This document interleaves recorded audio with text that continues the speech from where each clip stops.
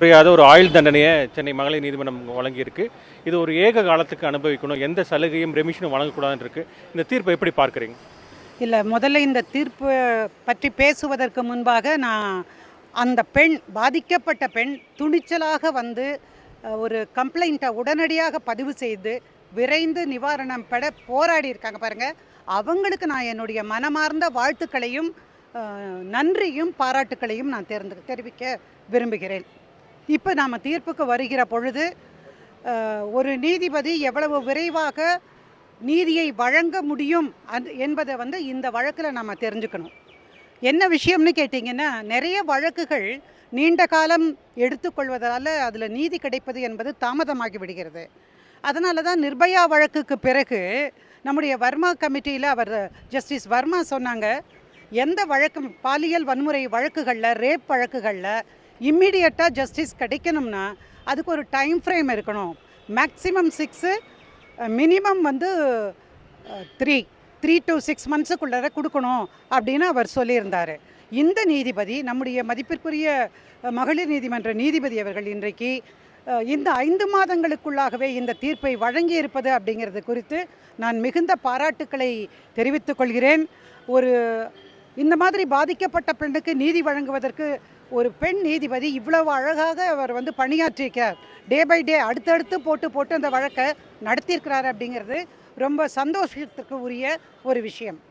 அடுத்ததாக, மூன்றாவதாக நான் சொல்லணும்னா, கட்டாயமாக இதில் போராடி இருக்கக்கூடிய, பங்காற்றி இருக்கக்கூடிய வழக்கறிஞர்களுக்கும் காவல்துறையை சார்ந்த அனைத்து நபர்களுக்கும் என்னுடைய பாராட்டுதல்கள் உண்டு. ஏன்னு கேட்டிங்கன்னா, நாங்கள் வழக்கறிஞர்கள் என்னதான் வாதாடினாலும் காவல்துறையினர் வரணும், அதில் விட்னஸ் யாருன்னு வரணும், இம்மிடியட்டாக சார்ஜ் ஷீட் போட்ட எல்லாமே நடந்திருக்கிறது இது.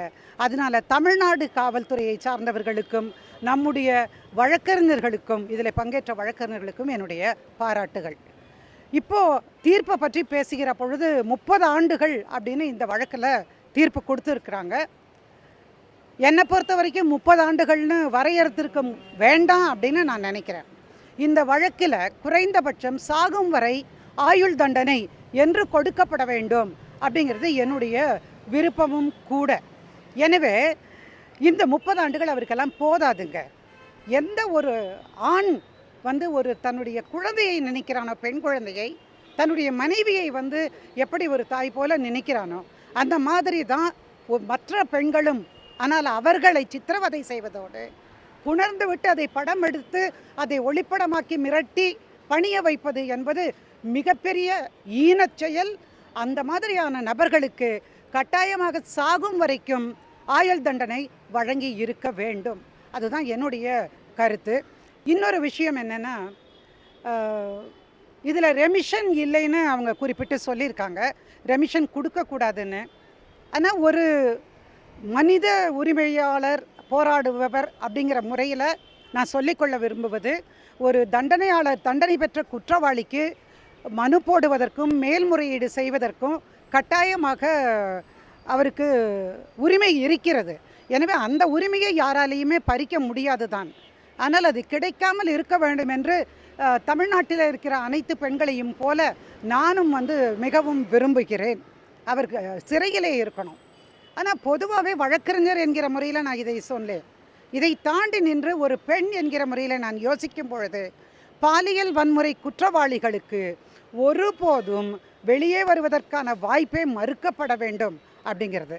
அதுலேயும்